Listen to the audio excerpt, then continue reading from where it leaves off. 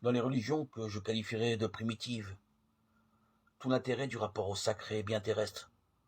Il s'agit de donner à Dieu, ou aux dieux, ou aux esprits, ou aux forces qui nous dominent, bref, à tout ce qui nous dépasse, ce que l'on s'imagine qu'il ou elle désire, dans deux buts essentiels. Premièrement, que tout ça nous laisse vivre tranquillement, sans nous anéantir, ni nous compliquer l'existence. Et deuxièmement, si possible, que ça nous profite, en nous remplissant les poches, ou en nous donnant des avantages comme un âge avancé, ou toute autre bénédiction. Bref, si on rend un culte, ce n'est pas par amour du spirituel ou du religieux, mais dans le pire des cas, par peur, et dans le meilleur, par intérêt. Il s'agit d'abord de se protéger au mieux, de s'enrichir.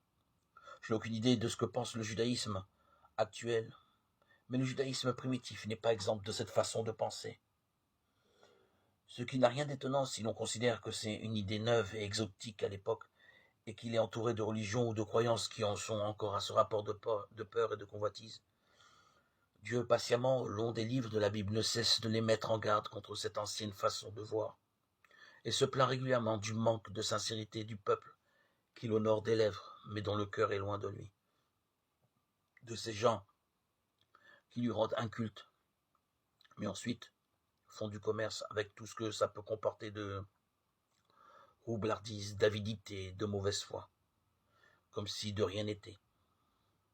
qui prétendent le suivre, mais qui ne suivent en réalité que leur intérêt bien concret et bien terrestre, qui ne voient en Dieu qu'une source potentielle de puissance et de domination, mais qui ne voient absolument pas que Dieu est amour, et que notre rapport avec lui n'est pas une question d'habile diplomatie,